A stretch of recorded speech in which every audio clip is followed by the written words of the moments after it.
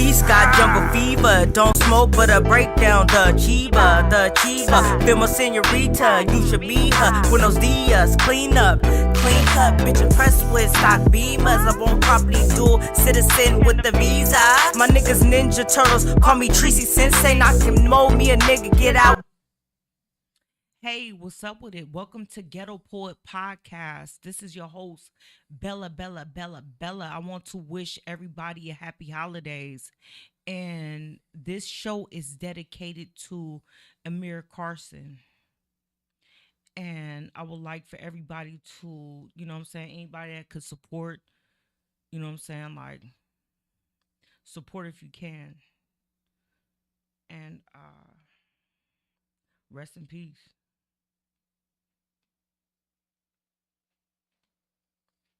So we here live at Edge Studios, and against all odds, we have Dr. Nichole Pettway. How you doing, Miss Pettway? I'm doing well, thank you. Thank you for having me. Absolutely. So how are you doing today? I'm doing well. I'm grateful and blessed. You look beautiful in your purple. Is that your favorite color? Thank you. I think it's going to start to be. I got so many compliments today. I know you look beautiful. Thank So you we have much. your book here, Against All Odds. Could you tell me a little bit about yourself, where you from, and about the book? Yes. Well, originally I'm from Boston, Mm-hmm. and I came here. My mom moved out here, and I was 15. Mm-hmm. And I can tell you that growing up in Boston, it has it had its ups and its downs. It was Boston, and being my light skin and growing up in an all black neighborhood with a black mother. I sometimes had to fight to and from school, right? To just, you have to prove my blackness, right? Power to the people. Power to the people. I experienced, some character building experiences, what I call them, some trauma when I was growing up, and so when I got here to California, I was very impressionable. I wanted to be a part of, and and the streets here in the streets of San Francisco offered that for me quite quickly.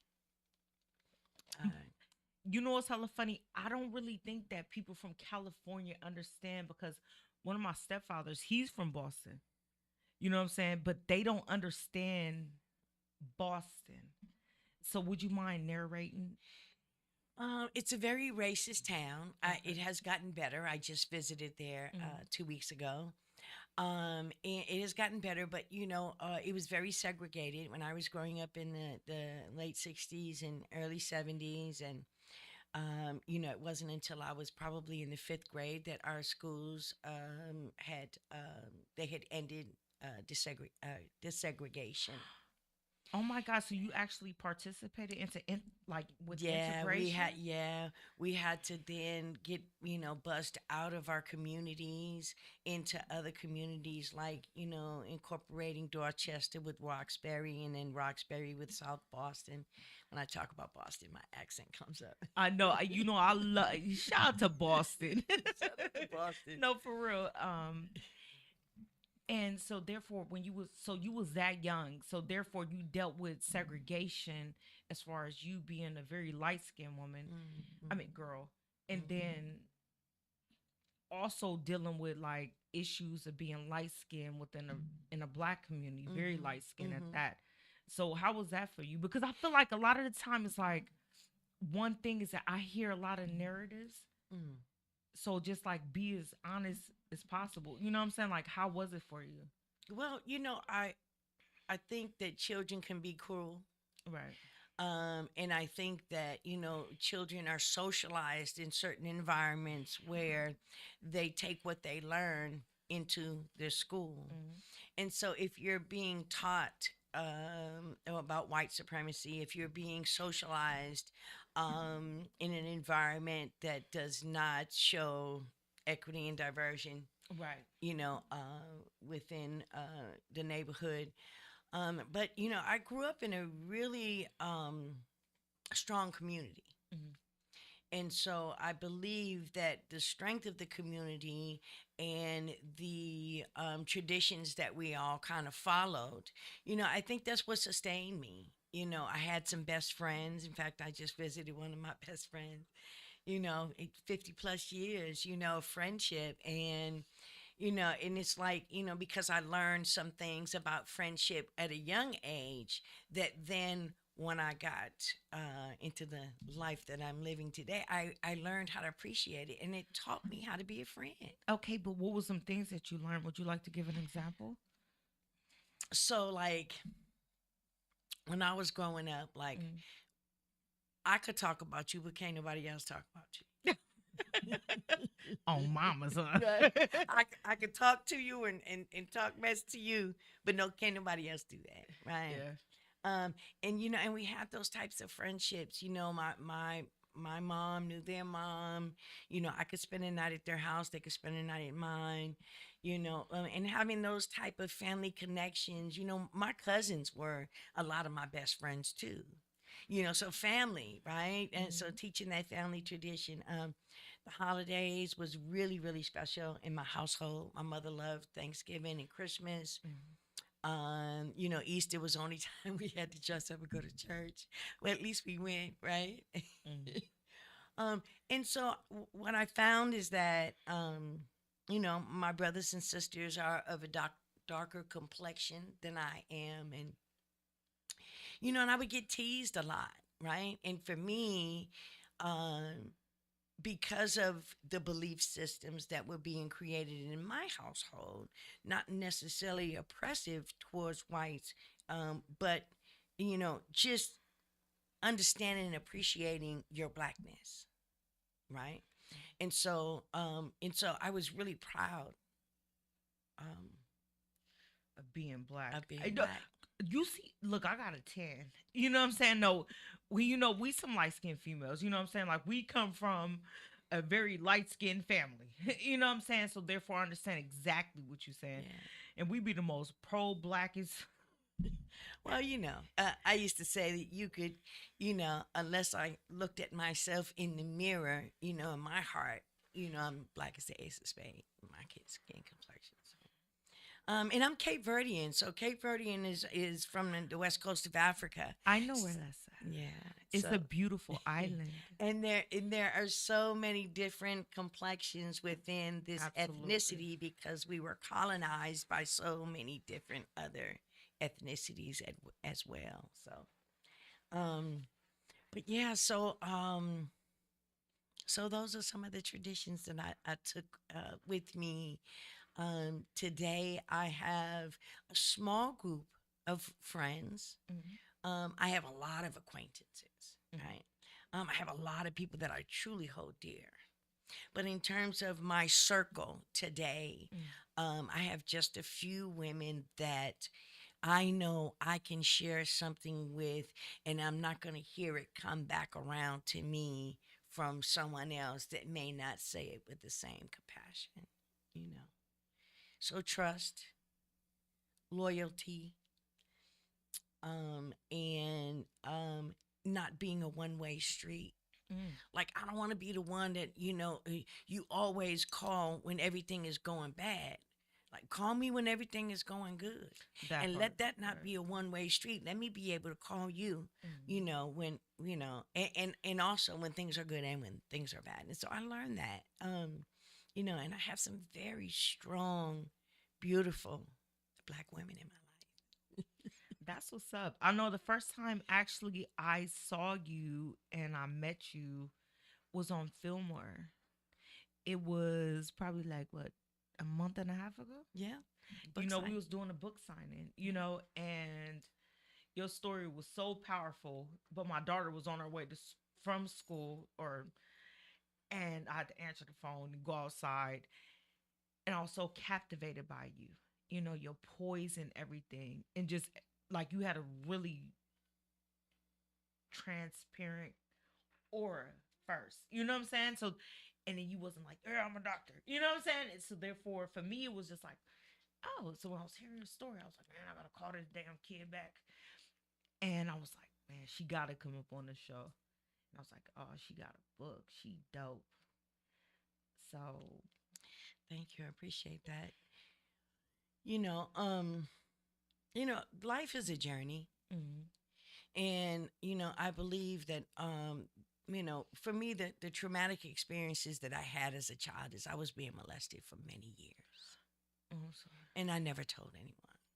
Mm, And so, what that did for me, though, is it lowered my inhibitions. It changed my moral compass. mm, And what was okay for me might not have been okay for my friends.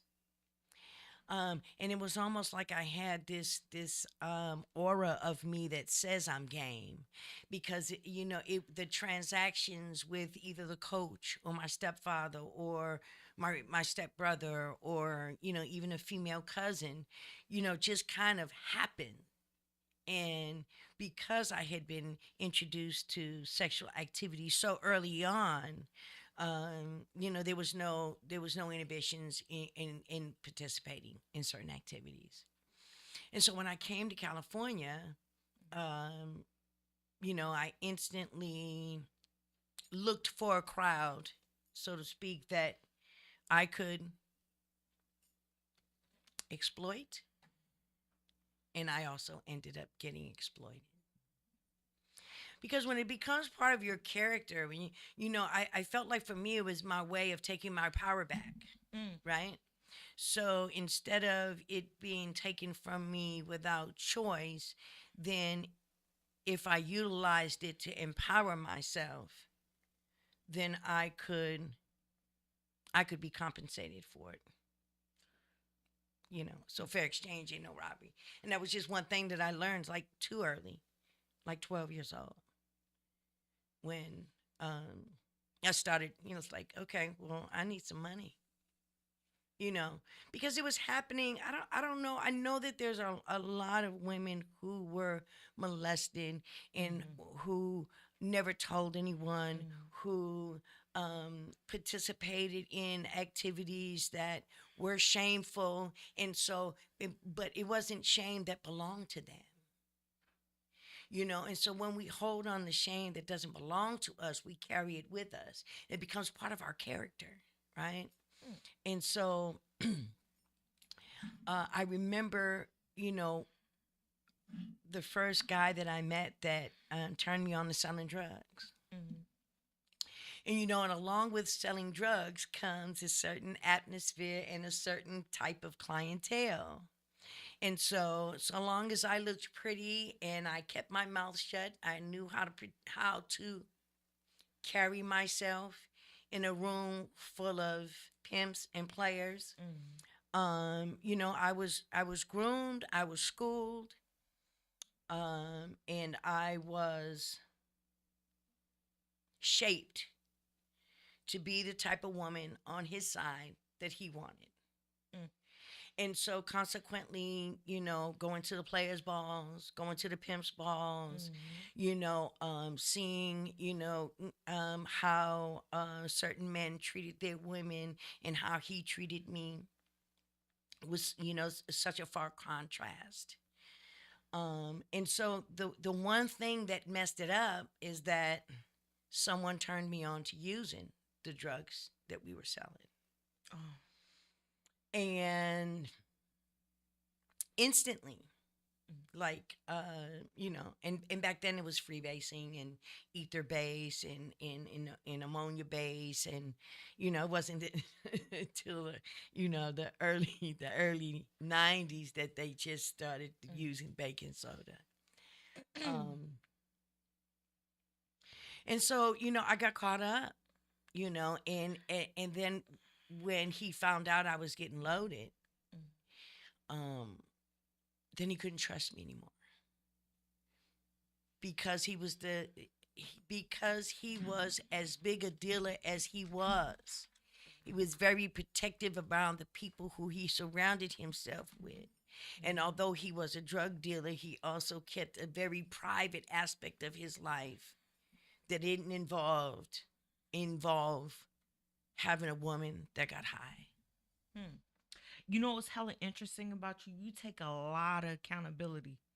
You take a big, you know what I'm saying, like chunk of that. How did you get to that point? Because I feel like a lot of times it's like people, they so easily rely on being a victim. So how did you get to that point? Because I feel like that's very like beautiful of you Thank you. and courageous, first of all. Well, therapy, therapy helped me a lot. Mm-hmm. It helped me to compartmentalize where things needed to go. So guilt Mm-hmm. and shame about things that were happening when I was younger. For a long time I blamed myself for those things. Mm-hmm. And so when I learned that those things didn't belong to me, I was able to let it go. Mm-hmm. Um, and then, being accountable for the harm that I caused, you know, hurt people. It is something that you've heard over and over again, and it's the truth. When you are hurting, when your spirit is broken, all you can do is participate in debilitating activities to cover up what's really going on. I have another question because I feel like a lot of times it's like we hear words and people usually don't define them. So I feel like guilt is just like a word. You know what I'm saying? So how would you define guilt? Because I feel like people maybe feel it and probably don't even know they feeling it. So they don't even know when they taking it out on people. Well, when you're a child, you Mm-hmm. don't have the gift of choice. Mm-hmm. So if you could not say yes or no, but you're holding the guilt as if you had choice, that's holding on to something that didn't belong to me. And when you have, when your self-esteem is low, when your self-worth is low, when you are living in the basement of your spirit, Mm. it allows you to participate in the basement of your spirit activities. I have a 15-year-old daughter, so therefore it's like self-esteem. The way I define it, the way I see it, I feel like there's like an infrastructure. You know what I'm saying? To where it's like I'm trying to define like this is what self-value is. This is what outcomes are. You said, but you be saying so much. I got so many notes. But you said shame. Would you mind defining that? Shame. Feeling guilty for participating, in an activity of a sexual nature with someone at 7 years old. Why should I be feeling shameful? The person who is engaging in this activity with me should be shameful. Right. So there's a knowledge base to where it's like I feel like with my daughter, one thing that I teach her is like, okay, well, this is what one thing is. Boom. This is how you navigate these type of situations, which is very hypothetical. You know what I'm saying? Yes. But I feel like the way that you talk about it in your book is beautiful. You know what I'm saying? So, and another thing that you mentioned was self esteem. How would you define self esteem as an adult now?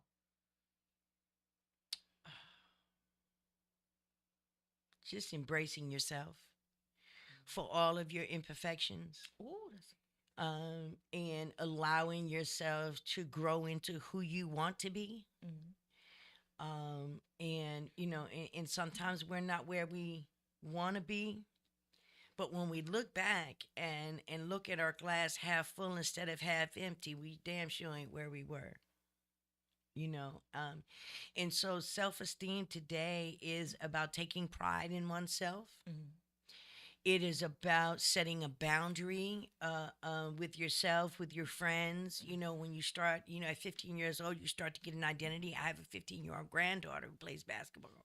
mm, And so you start to come into what your likes and your dislikes are. mm, But so often in young girls' lives, the environment to which they're socialized in and what they're seeing dictates what they think is okay.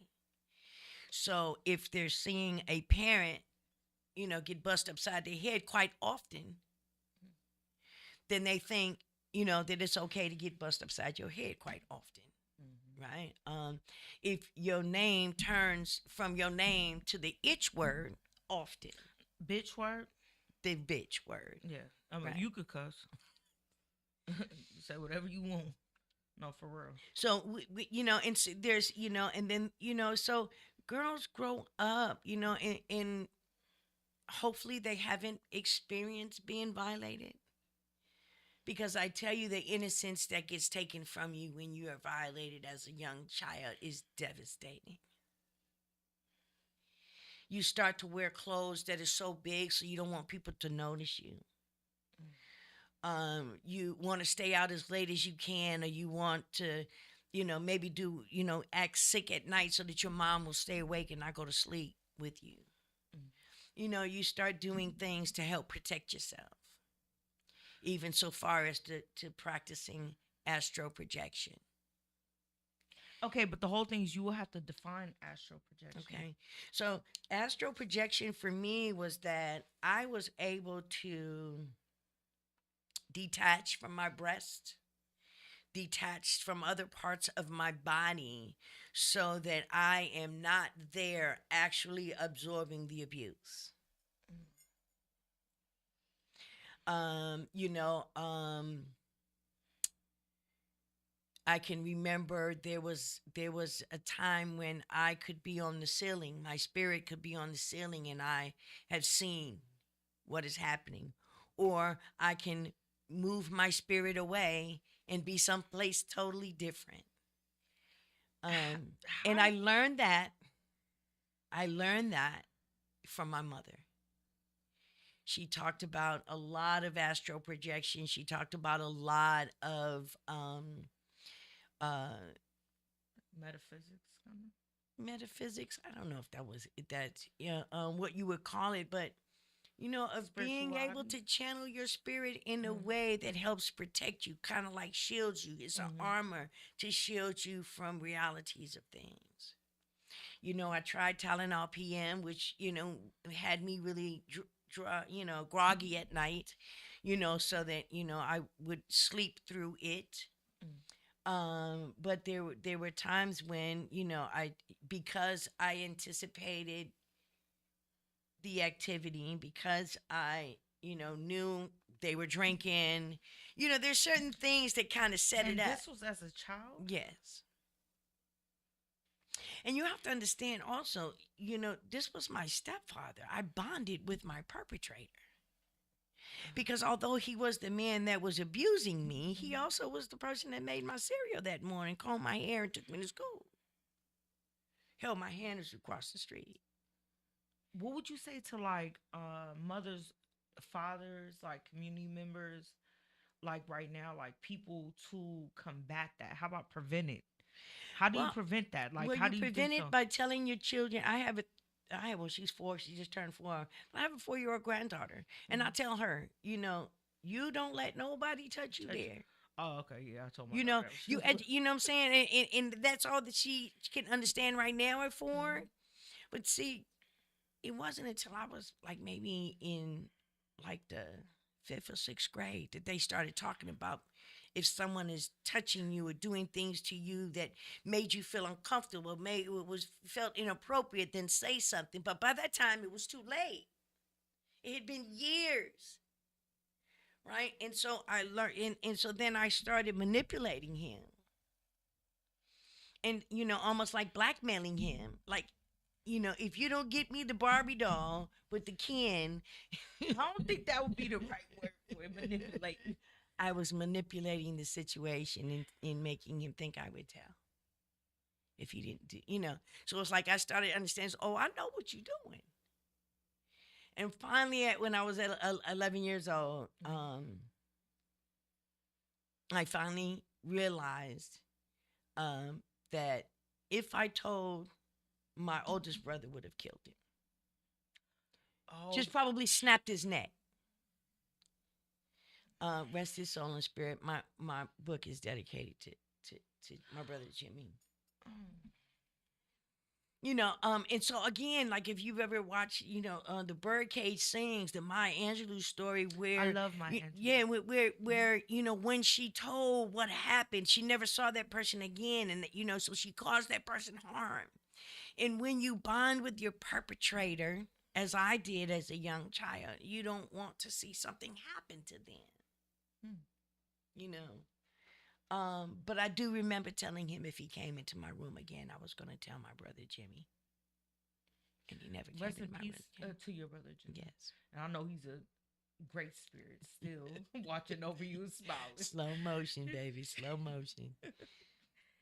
So, you definitely have a triumphant journey, but it says from addiction and incarceration. So, so you went from being abused, as a child. God bless your soul. And what else? So that makes my heart hurt. Like how did you, like your doctor Nichole Pettway? Like, come on, man. You feel me? How did it get there? Like, did you ever see yourself being a Oh doctor? no, I didn't. Well, Mm, I couldn't read and write. Up until, well, I wouldn't say I couldn't read and write. mm. I could not read and write well. I could not have. I didn't have a very good reading comprehension, Oh, and so I quit school in the eighth grade. I never even seen the inside of a high school. And then when I got, addicted to crack cocaine, by the time I was 18 years old, I was considered a full-fledged basehead. And, you know, um, and I did what baseheads did, by hook or crook, you know. but I don't think I think that a lot of people, especially I come from the I grew up. What I'm saying, like I had never tried a drug. I was scared as fuck of drugs. I drink like a motherfucker, but like when it comes to drugs, I never popped a pill, never did nothing, like literally. So I was scared, but I feel like the generation right now, like they trying shit. They got. What would you tell them like that they don't know? So freebasing cocaine was smoking cocaine at its purest. So you're just, and so you get that euphoric high. It'll keep you up. You could probably do 10,000 things, at once. But when they started mixing other things into the cocaine, to make bubble up, and and hubbas and bubbas, and so And Ready Rock and stuff. Okay, so again, I was addicted, and I was addicted in the graduating class after you. So it was all the quick stuff to kill people quicker, especially in the ghettos. I grew up in East Palo Alto, which was the murder capital for a number of years. And so they were making Ready Rock.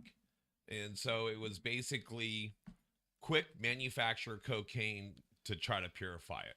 But they were actually taking it to like a scientific level. They were using things like ether and separating it, making it as pure cocaine as you could ever think of. well, that is the purest way to smoke it. Right. And so people were even more addicted or more higher or dying even more rapidly because of the pure.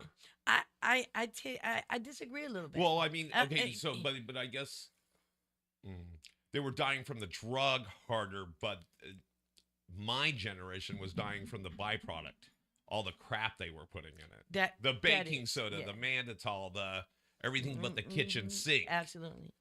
And so that's kind of like what they're doing to our food nowadays. They're putting everything in it, but we won't go to misinformation. Hmm. And then too, it's like I want to like tell people, if you out there struggling with mental health issues, addiction, you got 211 to access resources, and also you have, I think it's 988. You feel me, for mental health resources and stuff like that. Um, we'll link other things, you know what I'm saying, after this podcast, where it's like you could, hook up with some local resources. You feel me? Absolutely. No, for real, because I think like that's really important, because it's like people talk about drugs and stuff like that, but they don't, like, you have people glamorizing drugs, but then you have people demonizing drugs, to where it's like there could be a middle way, like to where there's medicinal uses, like, marijuana, or, there's people that abuse drugs, or people that, abuse people. You know what I'm saying? To where it's like, my thing is like, I mean, shit, people should be better people, but ain't none of us perfect. So that's my thing. That's why we ghetto around this motherfucker. Ghetto poet. Well, it took on a it took on a different life for me when cocaine turned to crack, when it turned to Ready Rock, and what the gentleman What was is Ready speaking. Rock? Ready Rock is when you buy it already cooked, ready to smoke, but you don't know what's in it. So, yeah, you don't know what's in it. And so when you start smoking, and like your tolerance goes up, because now you're chasing it. You're never going to get what you had. You're never going to get that high that you had in the beginning. So then you start to chase it. And there are people who use drugs. There are people who abuse drugs, and there are people who have substance use disorders. And that is that any substance for them, mind or mood altering substance, Would you give some changes. examples? Give some. Coffee? Sure. Oh, well, Some examples? substance use disorders. Well, I can say that I love my coffee. But if it doesn't lead me to stealing and robbing and leaving my kids for someone else to take care of, it's a big difference. Right? And so, just looking at the progression of my use, it was just recreational, right? And then, someone turned me on to something different, right? And then that was like, oh, okay, and then I created this persona, and then when, as I said, when the relationship with me and this person was no longer there, I no longer had the access to the drugs. And so, again, in the arena that I was in, you not having representation was not allowed. So you eventually had to choose. It just got ugly. It got really ugly. You could be just as explicit as you want to, because I'm tired. You know what I'm saying? Like watered down stuff. You know what I'm saying? Like they need to know. Like one thing about my daughter, I always have every conversation in front of her, because it's like, I grew up, like a little rough. You know what I'm saying? So therefore, I don't want nobody to be able to trick her. You know what I'm saying? Absolutely. Or give her misinformation. So I feel like your experience is a lived experience, which is education. So, you know what I'm saying? Like you might be saving somebody's, life tonight, and a whole bunch of other nights or early mornings or whatever. So Appreciate that.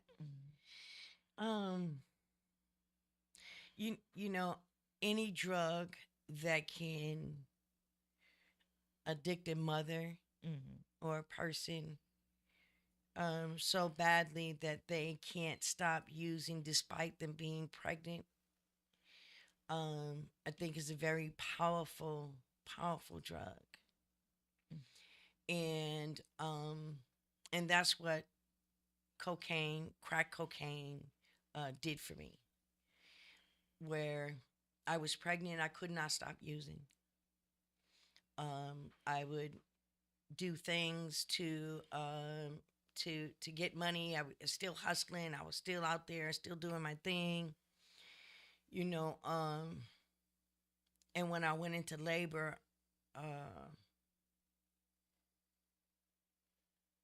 I didn't want the people to know who I was with to know that I was in labor because we had just pulled a caper and I needed my cut of this lick. And that's the insanity of the disease of addiction for me. And you know, like I said, anything that can separate a mother from the maternal instinct to want to protect her child from conception, it has to be a very powerful thing. And you know, thank God, you know, that my mom was able to take my baby, you know, and I just continued on until the next baby. And I decided I wanted to try to get my life together when I found out I was pregnant. And I talk about it in the book. I was in a stable at the time. And one of the other girls, a stable. I was gonna be like, could you define that? A stable is women that work for one pimp. You know, a number of women. Prostitutes. Yes. And so, I mean, all of it was hustling, you know what I'm saying, what we call it, you know. And so, she convinced me. She was like, you should go get some help, you know. And I went to my mom and I said, I needed some help. You know, then when my baby was born, I mean, I did really good. I stayed clean, you know, and I got real stable. And then when my baby was born, she was born, you know, with a lot of birth defects. And I was totally unprepared for this. In about 9 months after she was born, and all of the surgeries, and you know, I didn't really have a solid foundation of recovery up under me to sustain me from getting loaded behind all of the stuff I had to go through, and so I gave her up to CPS as well. I think that is so brave.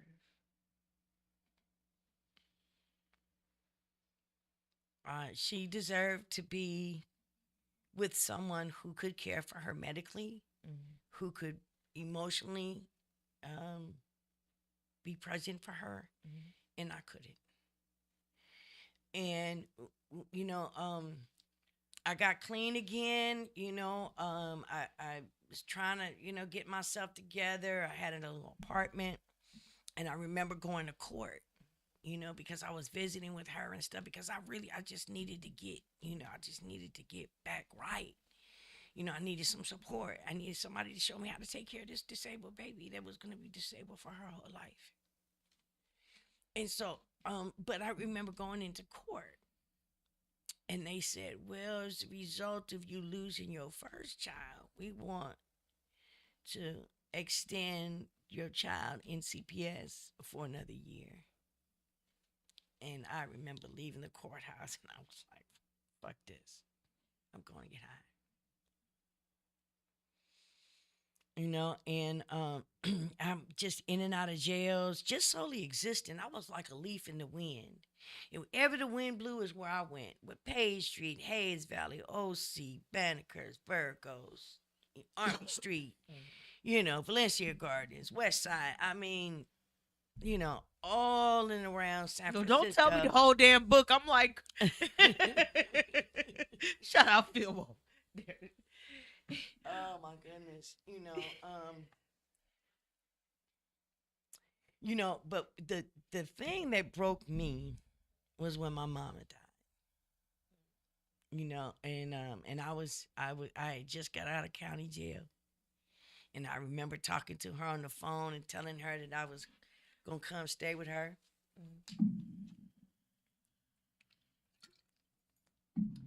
And I got out, and I was, you know, I got out San Bruno County Jail, and I went right to the mission.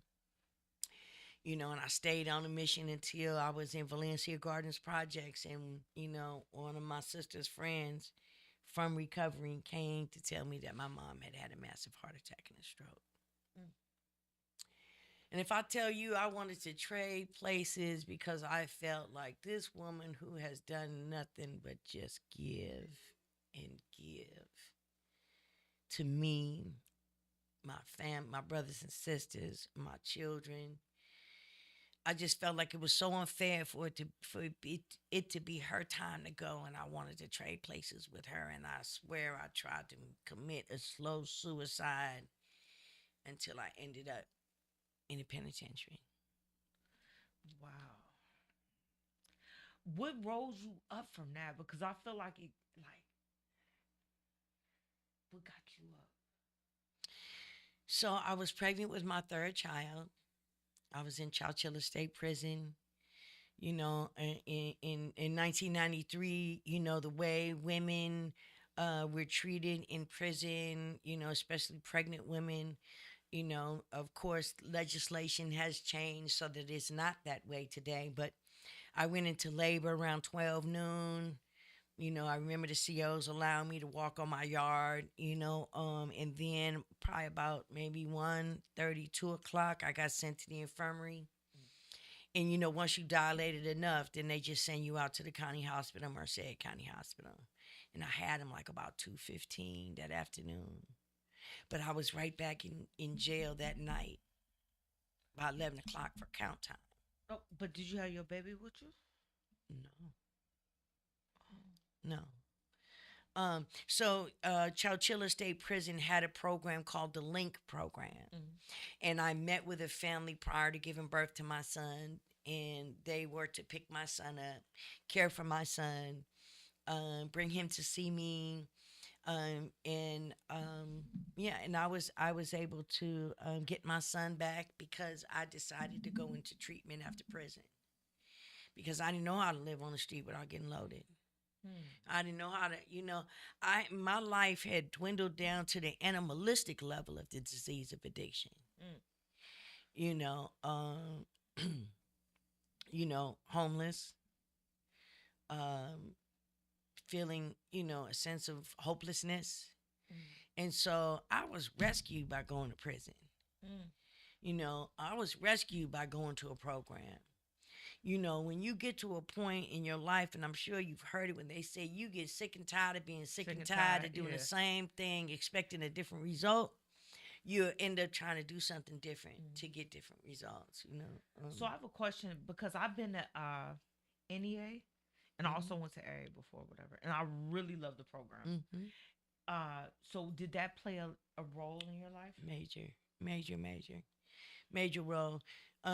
Yeah, the anonymous fellowships for me, and, you know, working with sponsors and working the 12 steps and, you know, really getting into the nature of your disease. But I don't think, you know, it's hella funny because I remember when I went to the AA program one day, I was like, am I alcoholic? So I ended up just going to the program. You feel me? I had no idea. Do you know what I'm saying? Like what the 12 steps is. So would you mind giving us a little detour? Absolutely. The 12 steps teach you how to be a better person. Right? There's an accountability aspect of it, right? Like I can't make up for my past, but I can be accountable that I've hurt myself, first of all. Right. I've hurt others. Right. And we know that it takes a lifetime to build trust and only a second to lose it. It teaches you about believing in a power greater than yourselves, right? Yeah. Because drugs is bigger than me, you know. And so if I can believe in the God of my understanding that I know wants the best for me, and allow myself to trust in the process that this journey that I'm on, that's going to be a roller coaster ride journey, you know, still in the end, having faith. See, you get on an airplane and you have faith that that pilot is going to fly that plane and land you safely. But then you go in and you get into, you know, a program and you have doubt about whether or not the God of your understanding is going to be able to lead you. See, I think people don't understand that part. The God of what? Your understanding. I think that of your understanding. People, right. Yeah. Right. And they talk about that it is not a religious program. It is a spiritual program because the disease of addiction is spiritual in nature because it breaks your spirit, right? In the disease of addiction is also in your thinking, right? Because Ooh, say that again. it's in your thinking, right? Because when you start to think that I can do it a easier, softer way, or I can just do it on weekends, or I can just do it on payday, or there's all of this, rationalization, justification, and self masturbation that we go through that makes it okay for us to do stupid shit. Mm-hmm. And recovery taught me how to do the next right thing when nobody was looking. Mm. So I developed some integrity. I started looking at my moral compass and started saying, I had daughters, right? And I had to start thinking about, not socializing them in that bullshit way of thinking that I came up with. Falling for the okie doke, and so the 12 steps, and it's like a commitment that you made. And it says you made a decision. Like, I'm making this decision that I'm going to trust in God. I'm going to trust in the process. I'm going to allow these other folks who have been there and done that. Right? People try to tell help how to help.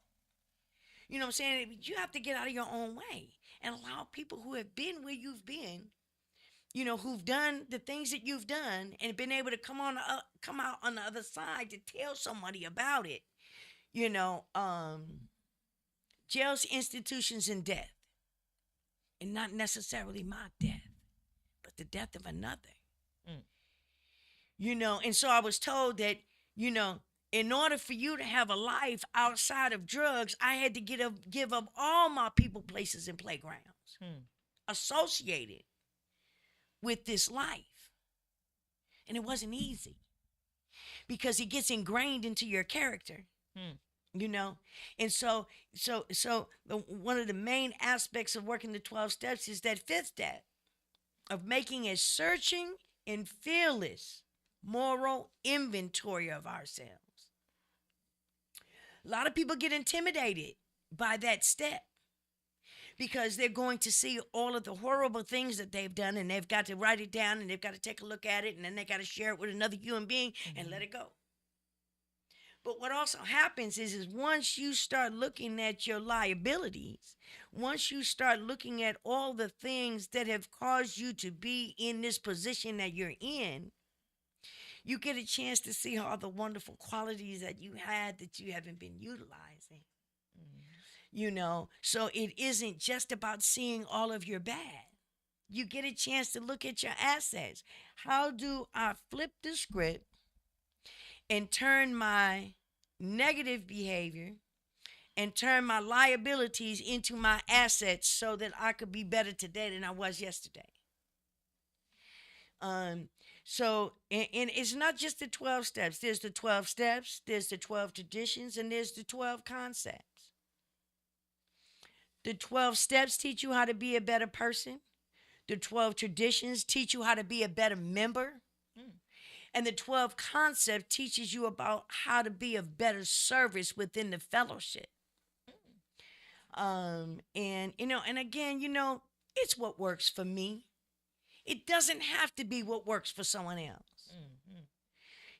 But I know that I stood in a room with 100,000 recovering addicts who have stopped using and have found a new way to live. And so I know it works. But I understand, being a therapist, being a drug counselor, being in all of those, I know that there is a harm reduction aspect that is incorporated into our recovery. Okay, Not mine. A lot of people don't know what harm reduction is. Would you mind? So, there's 6 stages of change. There's pre-contemplation, where you're not really sure you have a problem, right? Everyone else is saying you may need some help. And then there's a contemplation stage where You know, maybe you're sitting in the cell getting ready to go do prison time again, and you're asking yourself, how the heck did I get here? Could it possibly be the dope? Could it possibly be, the work in the streets or all the rest of that, stealing and hustling and all the rest of that? Could it possibly be any of that that keeps getting me where I keep getting, right? And then there is the preparation, right? So that contemplation of maybe I ought to take a look at some things, right? So then you have to prepare. How do I get off the roller coaster? How do I get off? How do I stop? How do I stop and stay stopped? Because people can stop, but can you stay stopped? Right. You know. And then there is the action where people either go into treatment, they address their mental health issues, they see a therapist. There are people who do not have a drug problem, who have used anonymous programs as a way to help sustain them through whatever it is, the issue that they're going through. Harm reduction. No, because the whole thing is like, okay, so you have a triumphant journey. You know what I'm saying? So you've been like from the bottom and you rose and like a phoenix. She was like, bam, and that's exactly what your shirt looked and everything else looked like.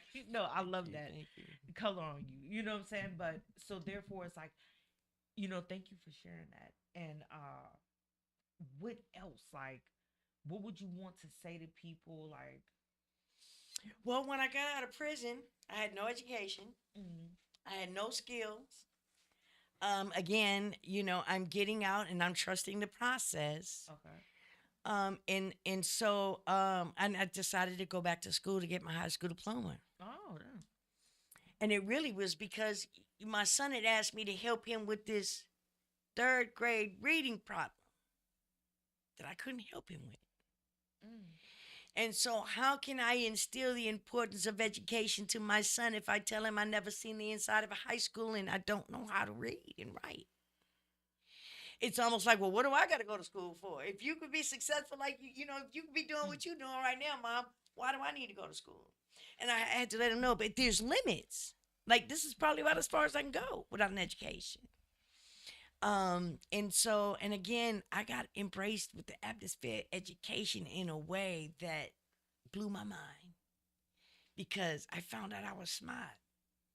They're going to Boston. I heard it. But I found out that I was smart and that I was capable and that, that it was okay to say I didn't know and that allow people to help me, allow people to learn, to love on me, even when I just learning to like myself. I got that high school diploma. I have several certifications. In fact, I just renewed my drug and alcohol certification, domestic violence, relapse prevention, seeking safety, thinking for a change. I facilitate groups. I teach people how to facilitate groups, and I'm certified in that. And then I wanted to open up my own program. So, in order to understand the business aspect of opening up a program, I needed a bachelor's degree in business management. And so I went to University of Phoenix and I got that. Congratulations. And I had so many professors that were invested in my education, invested in seeing me succeed. So I watched one of my colleagues walk across the stage at the California Institute of Integral Studies here in San Francisco. And I said, I want to do that. She got a clinical master's degree. I said, I want to do that. And I did it. So I went to that very school. In fact, I just received an award from the school last Friday. Oh, congratulations. All I can say is that, if you can see it, you can achieve it. And having the support around you of people that believe in you too. And have I surpassed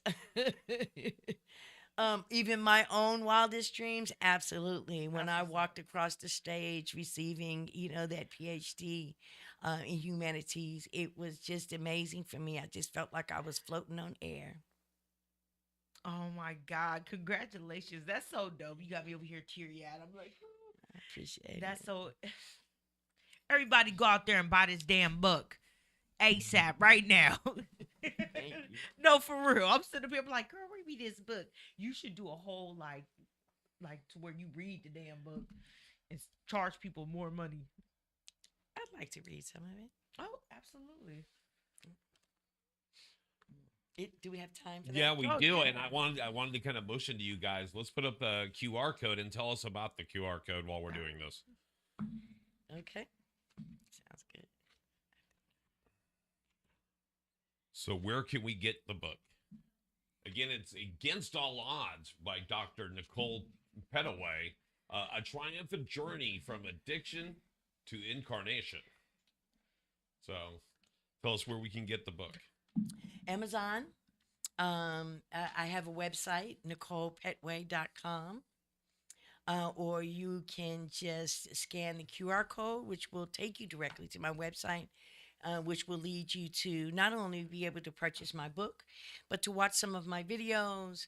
I have a curriculum that I published called Building Bridges.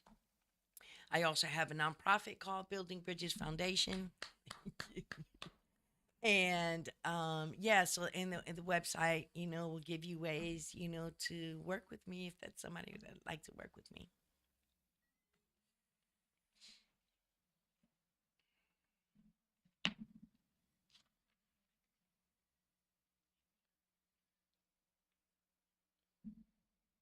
All right, go for it. Feel free to read away. All right, chapter 6, the gift of desperation.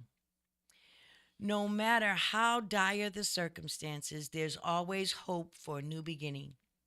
By reaching out for help, we take the first brave step towards a brighter future.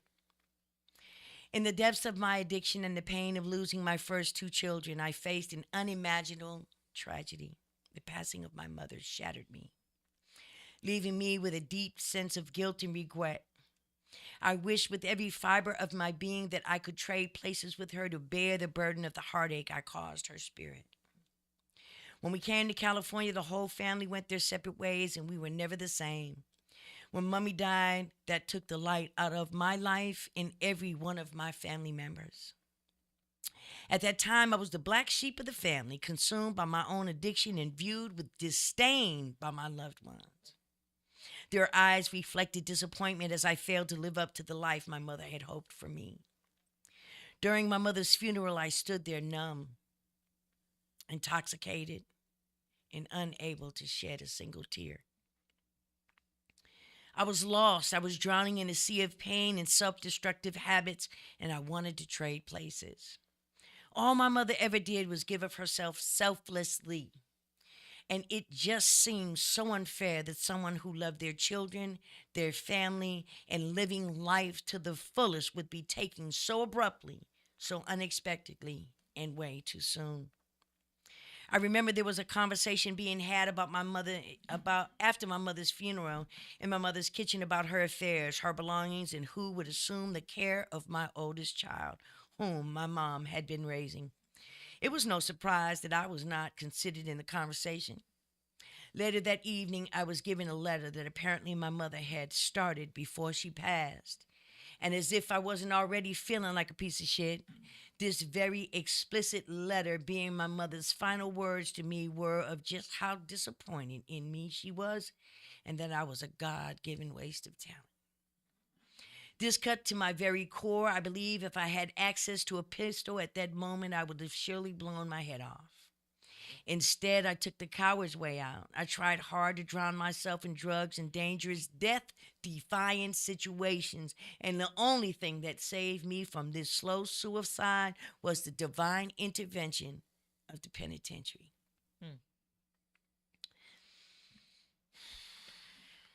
That's like a damn poem. You should come to a poetry reading with me. That's beautiful. Thank you for sharing.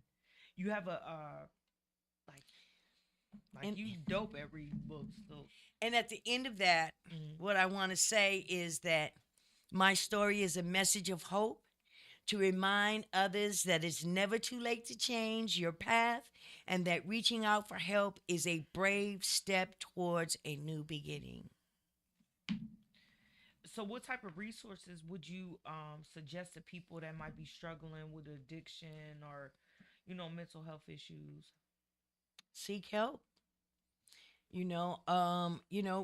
Nowadays there's covered California, so there are insurances that people can apply for that will assist them in getting help for their mental health. There are many anonymous programs that are free. But You how know, would people access them? how would people access them? They could go online, na.org, just Oh. na.org, and they can look up the schedule for any particular area that they're in, Alameda County, San Francisco. They can find the fellowship. There's also, They have hotlines, NA classes hotline. online too. They have virtual meetings. Yeah. They have virtual meetings nowadays 24 across the whole world. Yeah. Like you can dial into a meeting in Africa. Right. You can dial into a meeting that's in Europe, that's in, London. So, things that, have evolved a lot when it comes to being able to get the help that you need. And there's no shame in asking for help. It's really not. There's no shame in asking for help. The shame is continuing to participate in that, behavior without getting the help that you got coming. If you're on probation or parole, California State Department of Corrections added the word rehabilitation onto, which means that they voiced an obligation to help people re-enter back into the community. So utilize those resources. Go to the probation department, go to the parole department, find out what they have available for you. It was definitely help. Excuse me. I did. Department of Rehabilitation has a lot of money in it for formerly incarcerated people, for people who have debilitating mental health issues, and they have, they have people that can link you to, they have people that will link you to services. So, again, the shame is not in asking for the help, and you'd be surprised how many people are willing to help. Take a sip of what? Oh.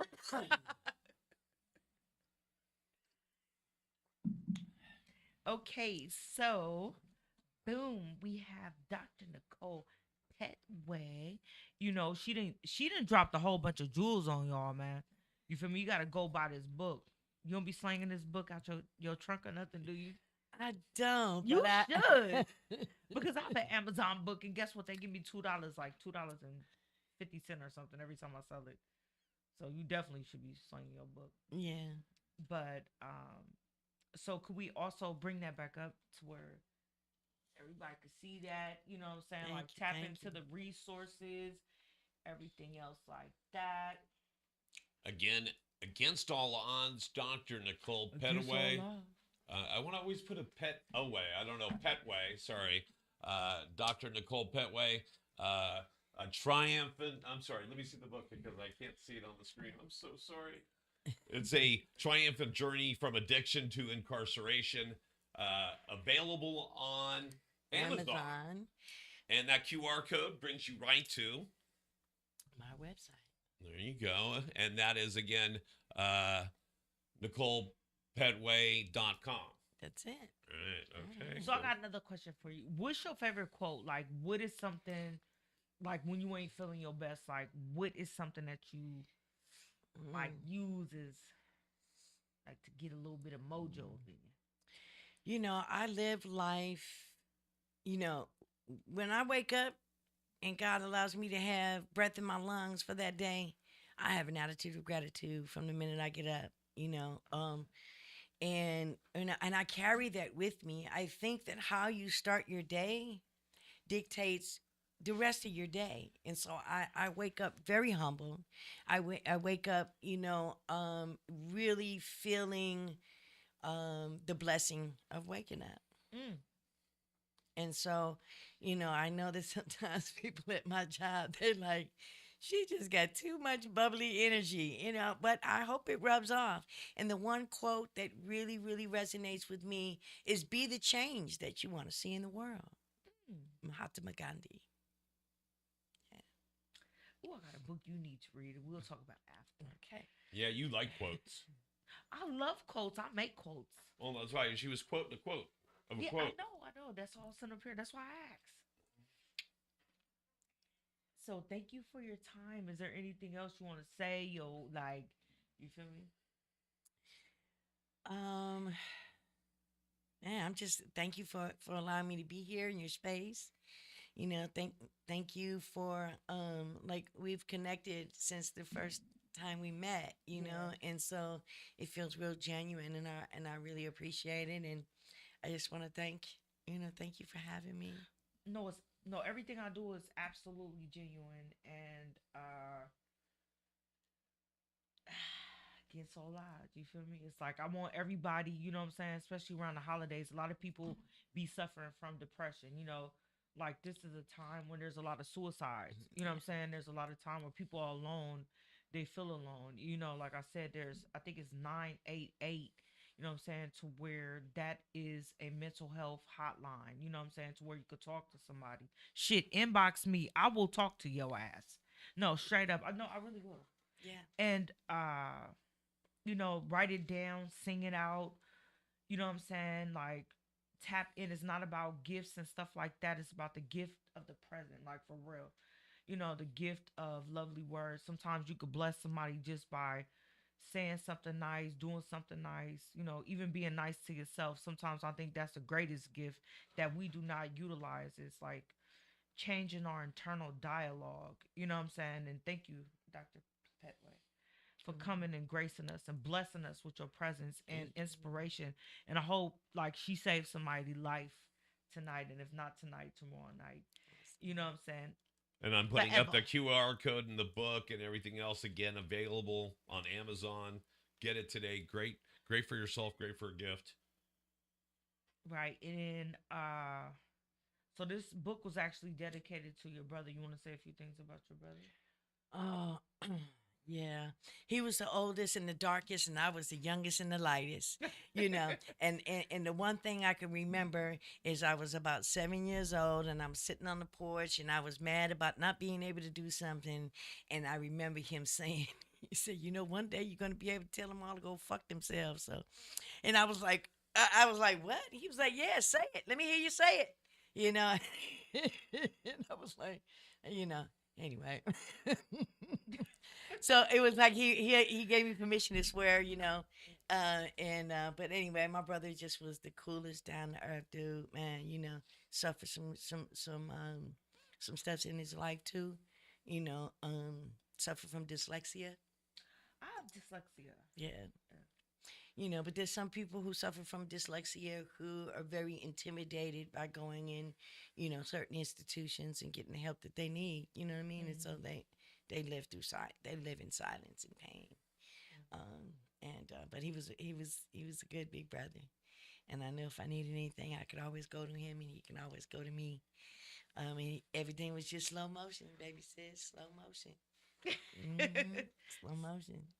That's what's up. You sound like you need to be like on an album or something. You know what I'm saying? Like, thank you for your time. And so we're going to not only dedicate, you know what I'm saying, this show to Amir, let's dedicate it to your brother too. Absolutely. And like for all our listeners, you know what I'm saying, out there, thank you for anybody that tapped in. You know what I'm saying? You got to buy that book. You know what I'm saying? You need to catch her and ask her to sign it for real. She's a Absolutely. superstar. And damn. Go ahead on and hit that support Amir. All right, this is Bella Bella. You know, I'm out. God bless everybody. Happy holidays, but fuck them holidays. Happy spirit. Peace.